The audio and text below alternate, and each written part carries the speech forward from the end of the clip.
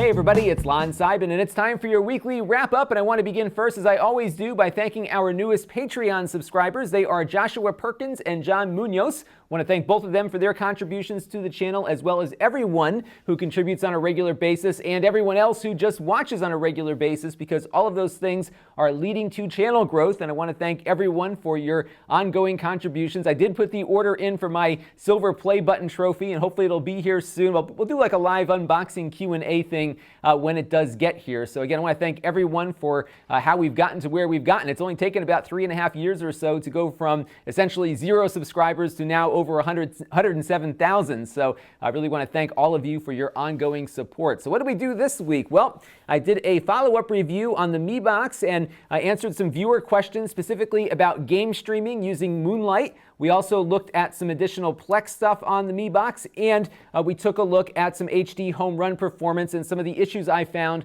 with the MPEG-2 decoder that is built into the box. So this is a decent $70 TV box, but not as good as the NVIDIA Shield, which of course costs more, but it is definitely something worth considering, and you can see all of that in the master playlist link below. We also took a look at the WD MyCloud PR2100. This is the latest top-of-the-line network-attached storage device from WD, and I reviewed this because Eric Myers a couple of weeks ago gave me a nudge to look at it because he said it actually supports hardware transcoding of video in Plex. And if you've been following my trials and tribulations with Plex over the last couple of months or years, we haven't had a NAS device that worked very well with Plex when it came time to taking a big video and making it smaller for consumption on the road. This NAS box does it, and when Eric first reached out to me, I said, oh, it doesn't do that, no box does it, and then I went and looked at a spreadsheet, which I'm going to show you in a minute, and found that, sure enough, this is the only box at the moment that supports hardware transcoding for some of the higher-end video formats. So definitely check that out if you're looking for a Plex server in a single box. This one might finally get us there.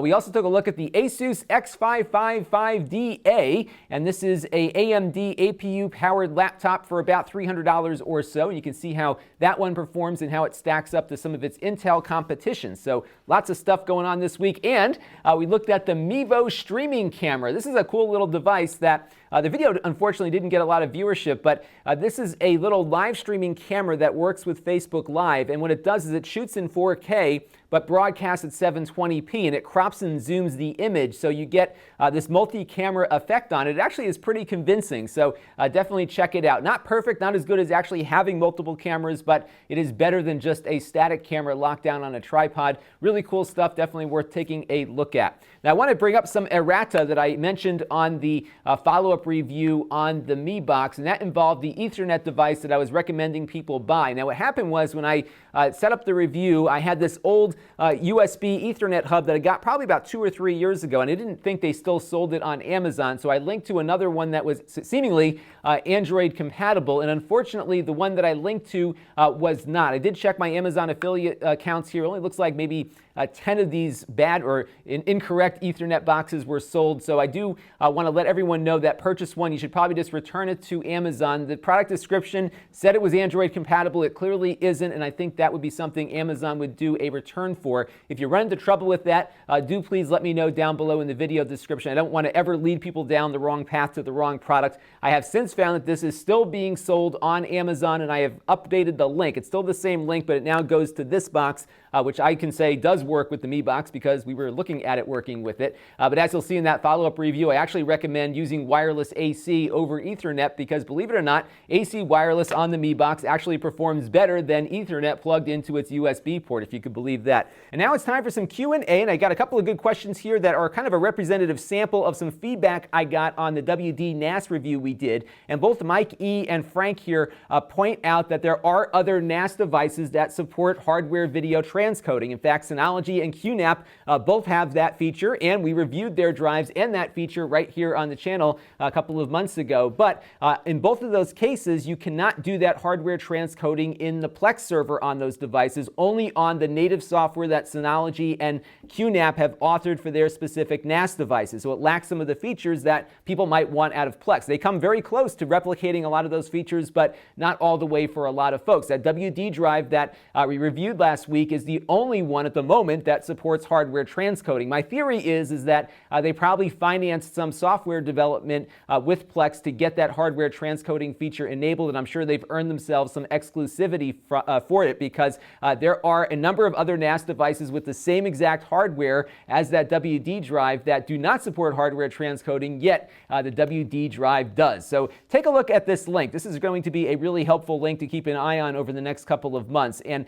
what this will do is take you over to a Google spreadsheet where some folks have been very diligently keeping track of every single major brand NAS device and whether or not it works with video transcoding that you might want to do in Plex. And this is all for Plex compatibility here. So you can see whether or not you can install the Plex media server on the NAS to begin with, and then it will give you some ideas to what kind of video you can expect to transcode on it. So somewhere on this list is a Synology 916 Plus, which has the same processor, here it is, as that WD drive. And you can see here, although it supports 1080p transcoding, it's going to struggle with high bitrate HD media that, as we saw in the review, our WD drive did not, because it has that feature implemented that is not yet implemented on other Intel-based devices here. But if you go through this list, you'll see right now, and this may change in the future, that these two drives from WD, the 4-drive model and the 2-drive model that we reviewed, are the only ones that support hardware transcoding at the moment. So that is what I was kind of pointing out there in the video, because at some point this will change, but right now those two are it. Now, I got a very interesting note here from SharkGina183 in response to our discussion last week about Amazon reviews. And in case you missed that discussion last week, what's happened is Amazon has dramatically changed their review policy to no longer allow reviews of product that were given away to the reviewer or sold at a discount to the reviewer in exchange for a review. There has been a whole cottage industry sprouting up where these coupon clubs and review groups will charge companies money to get products into the hands of people that write a high volume of reviews every day. And what happened was a study found that a bulk of those reviews were skewing higher in their star ratings than the reviews that were done by people who actually bought the product. And it looks like Amazon is getting concerned that this review club thing was getting to a point where it was skewing reality on what a lot of these products were like. And Shark Gina here is someone after my own heart, because she was rating things for what they really should have been rated. So she left a few 1-star reviews. She got kicked out of one of these review groups for doing so.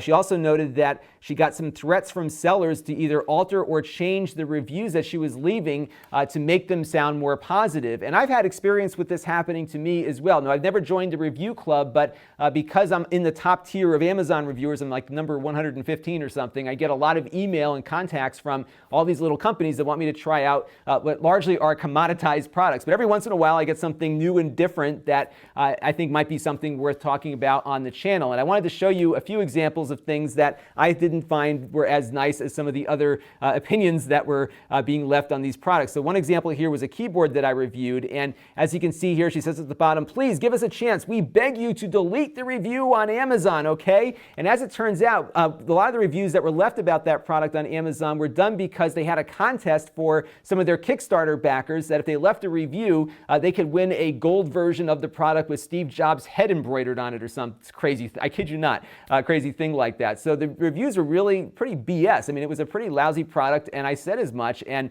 here we are having a manufacturer begging me to change my review. Here's another example of a similar issue where this manufacturer says to me that 3 stars is just way too harsh. So they're trying to change my editorial direction here. And it would have been nice for me to actually say something good about the product, which, by the way, 80% of that review did say some nice things about the product. So this is the kind of stuff that was going on with these things. This is partly why I stopped reviewing all that junk. First of all, it didn't get a lot of traffic here on the channel to begin with, but this is the kind of crap that you were dealing with. So even though they said it was an honest and unbiased review that they were looking for, clearly the expectation on the part of manufacturers in these review clubs was very different, and I think Amazon did the right thing by clamping down on that practice. And Marius Catlin writes in with a question about the different types of CPUs we often see on these low-cost computers that we review here quite frequently on the channel. And what's been happening is that they either have a dual-core Celeron chip or an Atom chip, which is a quad-core chip. So typically, you might get better multitasking performance on the Atoms, but I'm finding as far as real-world testing is concerned, they both feel and perform about the same. And that includes things like web browsing as well as things like video watching and some light game playing too. And I I often say to people, look, don't expect too much out of a $200 computer. These were designed to provide some competition for Chromebooks, which have been really eating into Microsoft's market share at the lower portion of the market, which is why they came up with these cheap computers in the first place. So you can get a full Windows experience now for around $200 versus maybe something you would get in a Chromebook for about the same price. So that's why they exist. So they don't exist to be video editing workstations or high-end gaming workstations or anything like that. But they do perform about where PCs performed about 10 years ago. So you can run like Half-Life 2 on it.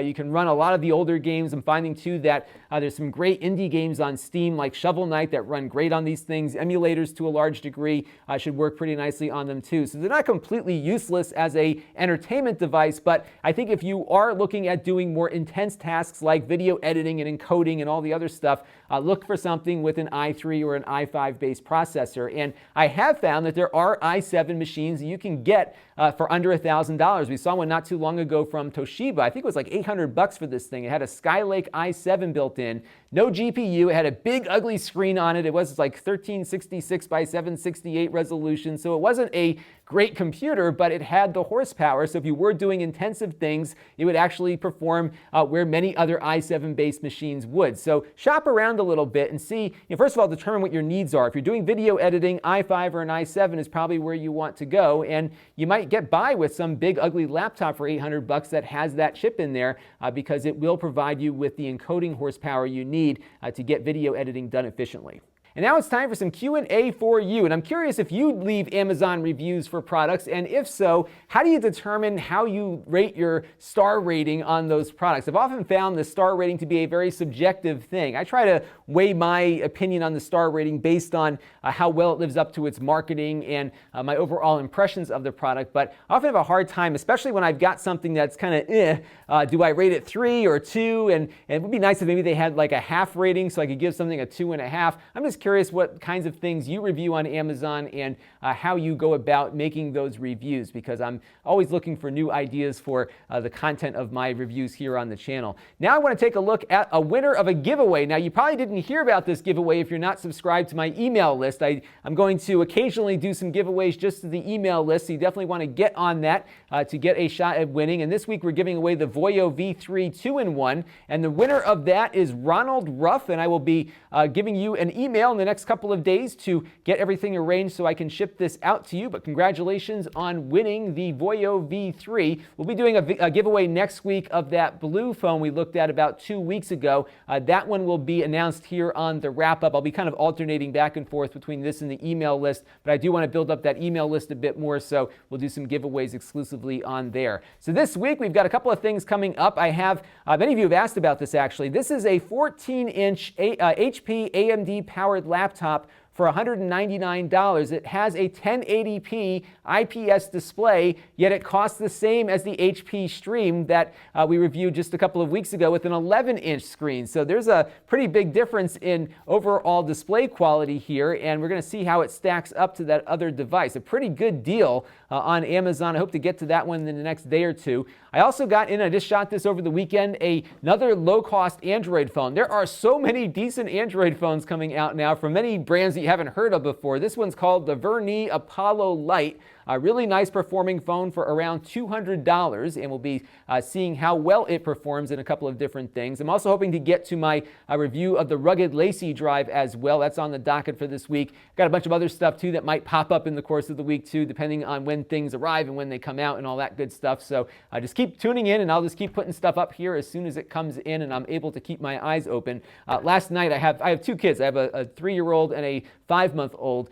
Both of them decided that they didn't want to sleep last night, but they decided they didn't want to sleep at different times. So when we got one to sleep, the other one woke up. So it's been a long day for me, but I'm almost done here. So I'm going to be conking out after I get this video uploaded. Now, if you want to help the channel and give me some caffeine, you can go to Lon.TV/Patreon and make a monthly contribution to the channel. You can also support us with YouTube fan funding at Lon.TV, which is a one-time contribution. We're also now part of an affiliate program with Plex. So if you go to Plex and sign up for a free account, no need to purchase anything everything, we get a little affiliate revenue on that one as well. So if you want to check out Plex, definitely give it a look and you'll help the channel at the same time. If you want to engage with the channel, you can. You can go to Lon.TV/email to get on that email list. I only send it out maybe once or twice a month. I try to do it once a week, but I always fall off the schedule a little bit. So you won't get bombarded at all. I don't sell your email or anything, but if I ever do go onto other platforms, I want to be able to maintain relationships across those platforms, and the email is a great way to do that.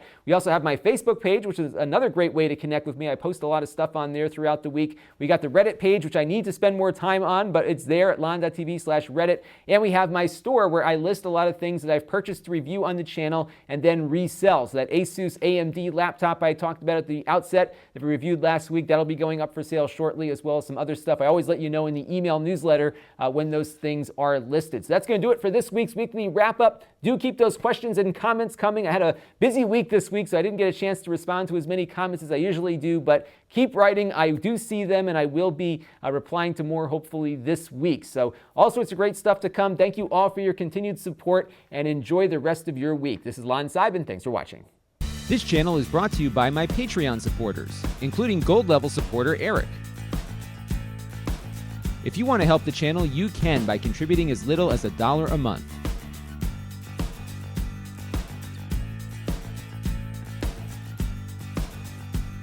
Head over to Lon.TV/Patreon to learn more.